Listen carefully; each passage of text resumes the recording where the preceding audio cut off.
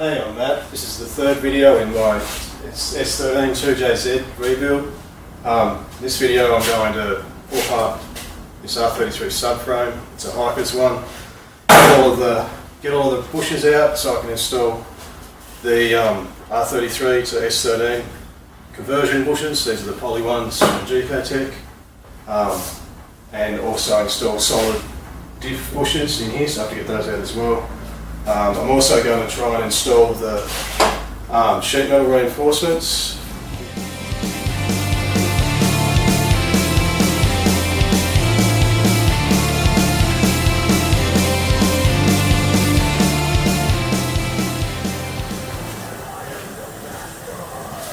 I was going to burn these bushings out, but I had a bit of a read on the net, and apparently they come out okay with a reciprocating saw.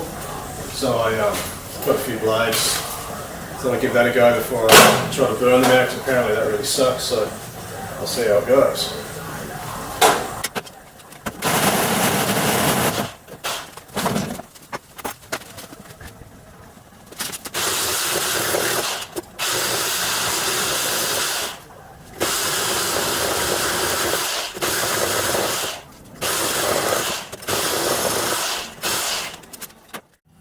Seemed to get through the metal bit in the middle okay, but I think the better way to do it's probably to drill a couple of holes in here and then cut around. Yeah, I think I just wasted my time there.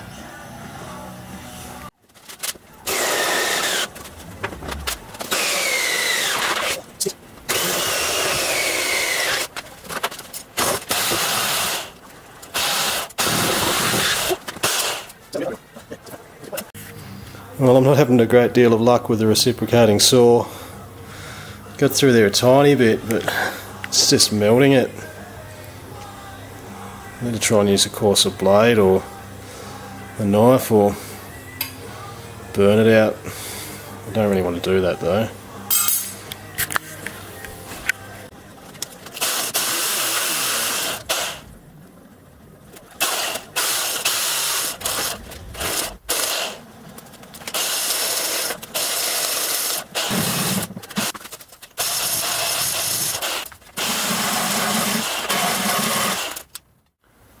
So I've taken one of the old blades and sharpened it into a knife.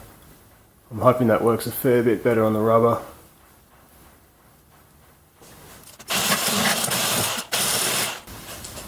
Okay, that doesn't really do anything. There's no way around it. This job is going to suck.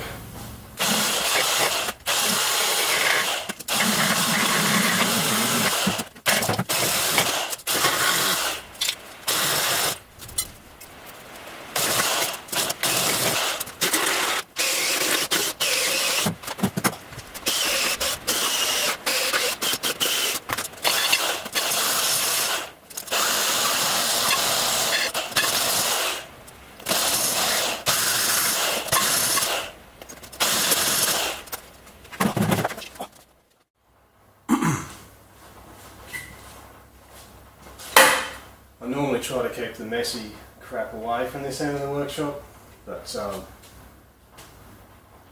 these are really shit. Really shit.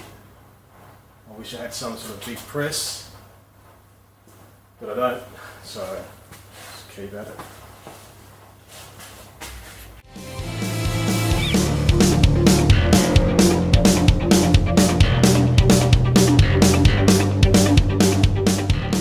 Okay, I got one out.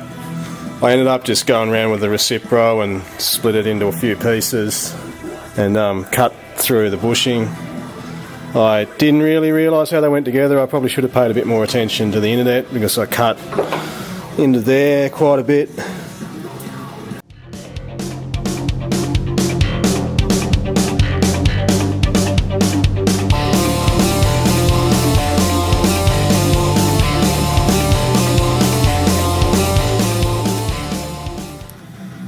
Finally got one out without nicking it.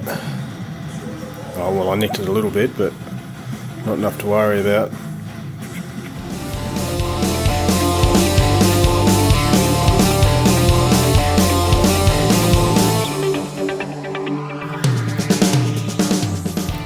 So I had a bit of a win with the diff bushing. All I did was stick the 13mm drill basically through there on that, like on that one, and after that hit it with a hammer and it came straight out. Left this scallop in there, but it's got a radius on it and it's not super deep. I'm not even worried about that. It's a hell of a lot easier than the other ones.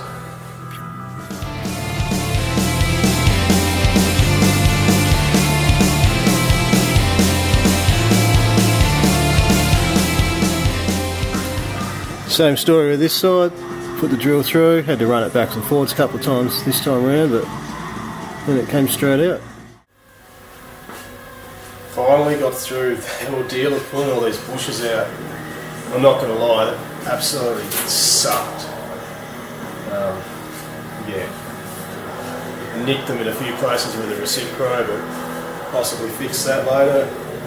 I might leave the lesser ones. Now I'm just going to strip the loose shit off like last time, pressure clean, and get ready to weld the reinforcements on.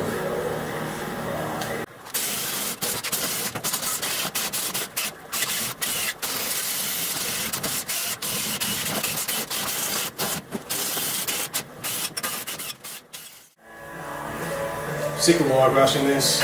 It's near enough. I'm going to go and pressure clean it, or degrease it, then pressure clean it, bring it back in, dry it out, and maybe have a look at those reinforcement pieces.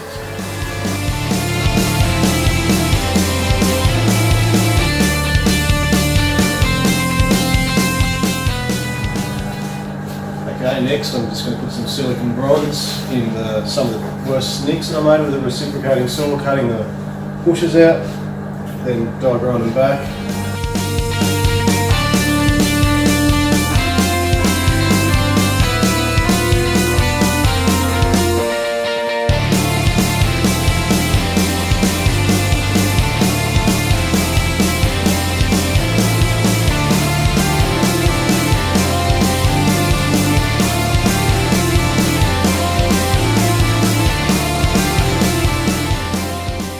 So that's all the major damage fixed from the cutting of the bushes I did. Silicon bronze works well because you can see when you're grinding the base metal and when you're grinding away the filler that you've added, sparks come out and hitting the side, so you can do a pretty neat job of tidying it all up. You can see one of the repairs here.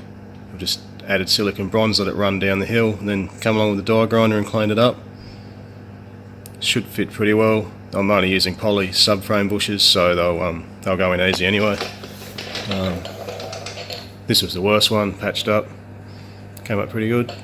Last one. Here, not too bad either, so I'm happy with that now. I'm going to weld the rest of the subframe kit, reinforcement kit on, minus these bits back here, because they're not going to go on. I'll cover that in a minute. I can't use these ones, it says that on the site too. They brace up the toe arm mounts, I'm guessing, but because I'm using the Hikers cross member, I have to use the Hikers bar, and it's not really going to work out, or even if I did weld it on there, it's not going to do much. I guess this is a pretty solid piece that eliminates the need for that bracing there, so I'll just weld the other bits on.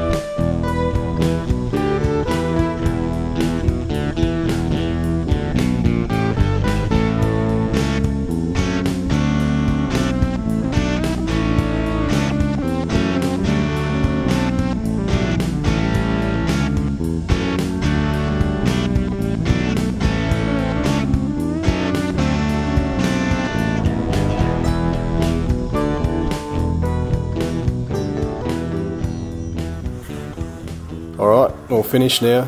Would have been a bit quicker with the MIG, but only had the TIG, so it got it done. There's these holes where you're meant to MIG weld through, spot weld I suppose. Did those with silicon bronze, so it'd wick through better, worked pretty well. Stitch weld around there. Same story here, silicon bronze in the holes. Just stitch weld around the outside with mild steel.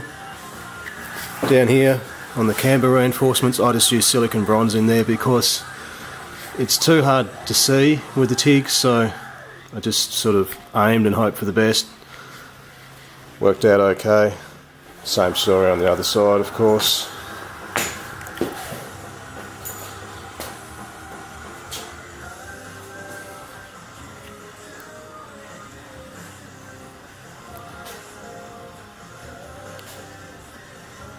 Happy with how it's come out. Now it's just time for a coat of paint. This time for paint, I'm skipping out on the primer and just using a can of this rust guard epoxy enamel. One step, that's the bit I like. So I'm just going to put that on there. Probably take a bit longer to dry, but now I've fixed the pellet heater, it's good to go.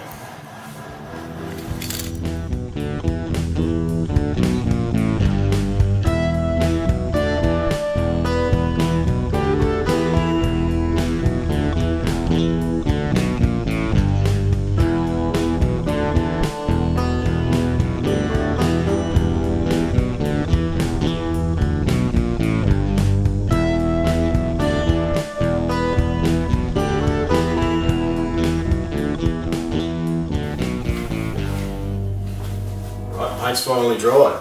Took about 24 hours, even with the pellet fire going. Weather's pretty shit in Tassie at the moment, so I guess that's what you get. Talking to a mate while I was doing another job today, and he said that moving these rear lower control arm mounts can adjust the anti-squat a lot. I don't really know much about that. If anyone does, then yeah, leave a comment. Be interested to know. I'm thinking about maybe taking some measurements and drawing this up so I can play with it on the computer, but we'll leave that alone for the moment. Okay, next up, I'll be pulling apart the diff, checking the condition of the clutch packs, and seeing if it needs any lash adjustment. Cheers.